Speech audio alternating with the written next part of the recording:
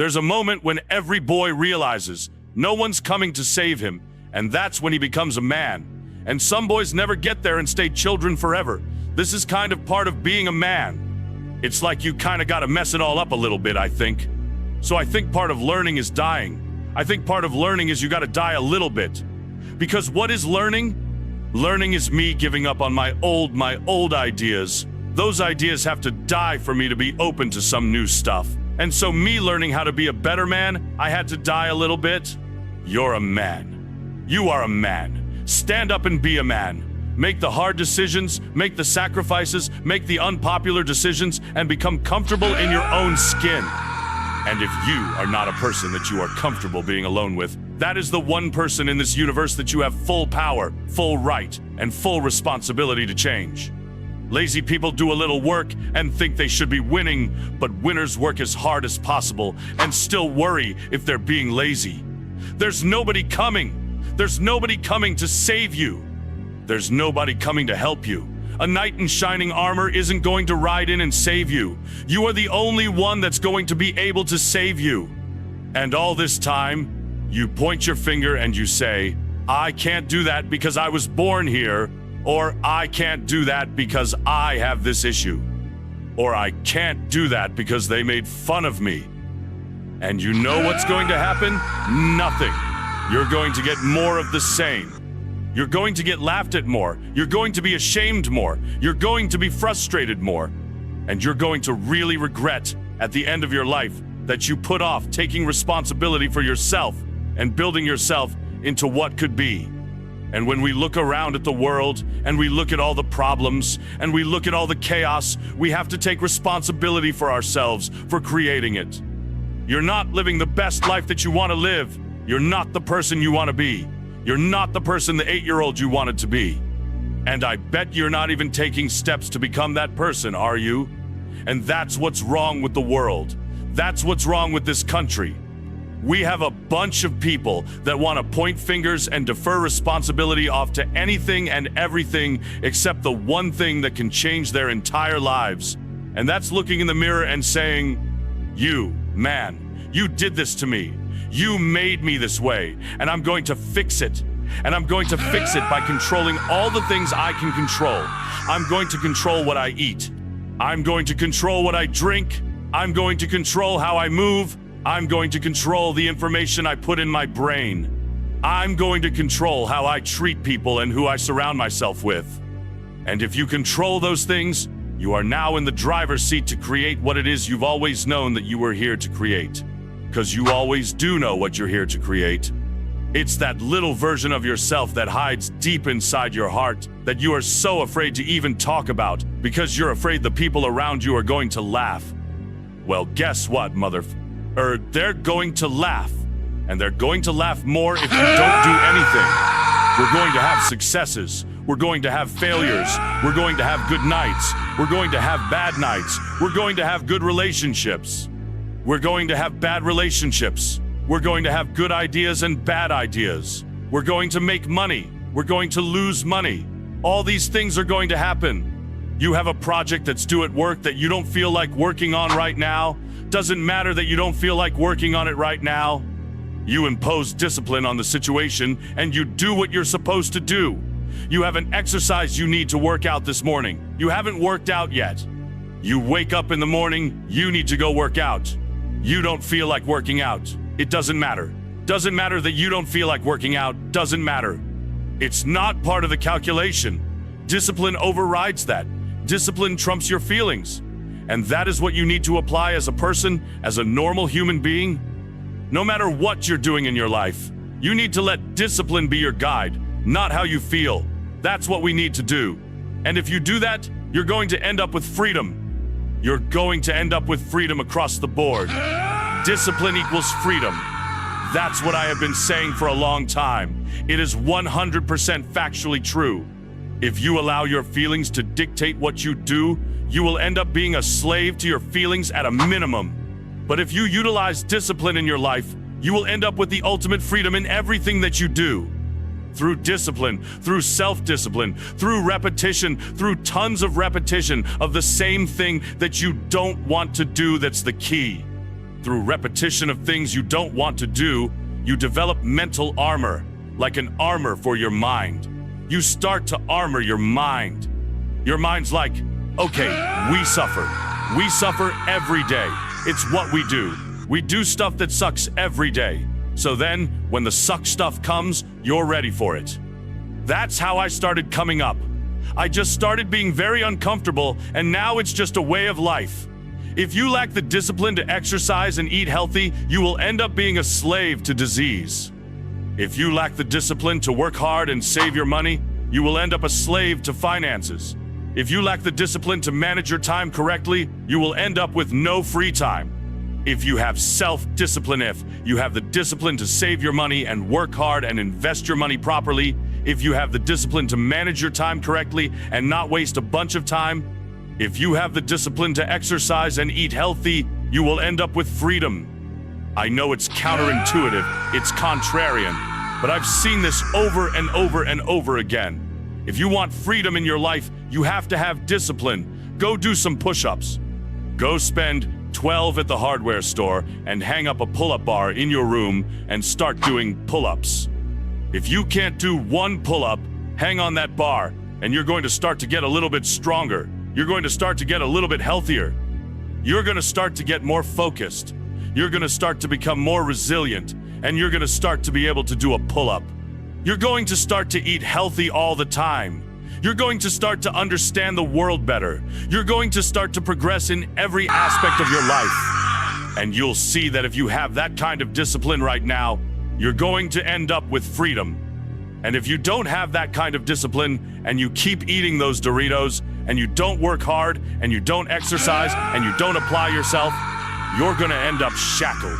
You're gonna end up shackled by a boss that you don't like, doing a job that you don't like to do, with sicknesses and diseases that you don't want, relying on people that you can't even count on, alone. And you don't have to. But if you have discipline, you will attain freedom. The dumb things that I've done or the bad mistakes that I've made, they've taught me. You know, you learn. That's why failure is so important. Failing and messing up and making mistakes, it's very important. That's how you learn. That bad feeling that you get from something that you shouldn't have done or wish you didn't do, or wish you did better, like especially failing at something where you half-assed it and you just feel like a loser, that teaches you. It teaches you to get your act together. Nothing changes if nothing changes. Man, I just want to remind you, because you know, I've spent a lot of time in my life sitting around wanting things to change and not being able to make them change and not thinking I could. And I wish somebody had told me that earlier. Sometimes, in order for something to change, there needs to be change. If you've always done what you've always done, you're going to continue to get what you've always gotten. You know, the definition of insanity is doing the same thing over and over again and thinking you'll get a different result. And I think a lot of people do that. I remember growing up, right in high school, you know. You get caught in those same loops, doing the same things over and over again, expecting something to magically change. But it doesn't. It won't. And that's when you realize you have to break the pattern. You have to step up and make a different choice. That's where discipline comes in. It's the tool, the weapon, the armor you need to fight against stagnation and mediocrity. If you want a different life, you have to act differently. That's the truth, plain and simple. It starts with the small things: what you eat, how you spend your time, the effort you put into your work, and the respect you give yourself. It might seem hard at first, but hard is where the growth happens. And through that growth, freedom is waiting. You always have those people that you think are going to be successful. Then you've got some that are like losers and stuff like that. And the one thing I noticed with the kids, whether they were in a lower level, lower IQ class, or they just didn't really have aspirations like that, is they would say, I'm going to do XYZ. But then you'd see what they're actually doing, and they're doing the same thing they've always done. They're still smoking weed. They're still playing video games all the time. They keep saying, I'm going to change, I'm going to make a change, but they never actually make a change. I mean, obviously, you want to start small. It could be just cutting out one bad habit and then slowly building from there. But the reality is, you're going to have to give up and stop doing the things you're currently doing if you want to change from what you're doing. I don't think enough people understand and appreciate that you must actually take real, hard, tangible steps towards changing if you want to actually get the change that you want. I don't like it. My body hurts. I'm hurting. How do we get through this? It's a lab. It's my mental lab. So when I come home, I'm not forgetting it. Every day I get done running, or working, or studying, or whatever it is that brings me to that place of knowledge, I come home and write everything out. All the things. As I'm running, I'm talking about it. All these things that pop into my head. I'm starting to layer it down, starting to break it down into, okay, that happened. What led up to this? It becomes me by myself in school. I'm literally going to school right now, and I'm learning. When I come home, I write it out. Then I'm able to think about it and go, oh, this is good. This will help me later on. Be a dangerous man. Now, being dangerous is not being a threat. They're two different things. It's not about going out, lifting weights, getting a bunch of tattoos, wearing leather jackets, and walking around with your chest out. A truly dangerous man is one who is disciplined, composed, and focused. You're going to get criticized no matter what you do. If you go hard, people will criticize you. If you stay lazy, people will criticize you.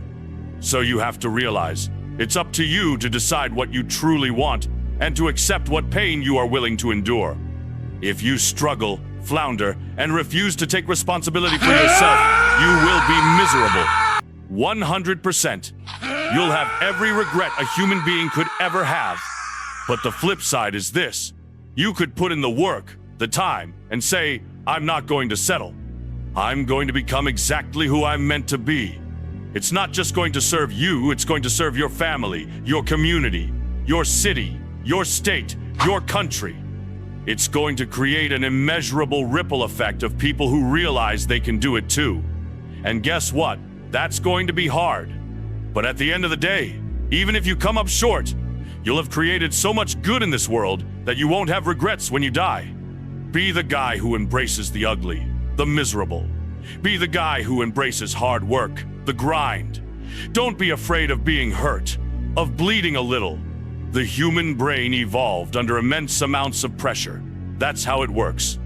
When you feel that pressure, I've got to get this done or I'll fail, or this project won't happen, you work like a fiend. Your whole body responds. You accomplish things in days that would normally take you months because of that pressure. But if you take away that pressure, you're lost. You wander. You have no energy, no focus. Maybe you're playing video games or watching porn, distracting yourself in the moment. But your energy is being dissipated in 20 different directions. Your brain needs pressure, constant pressure. Stress isn't a bad thing. Being bored will kill you faster than stress ever will.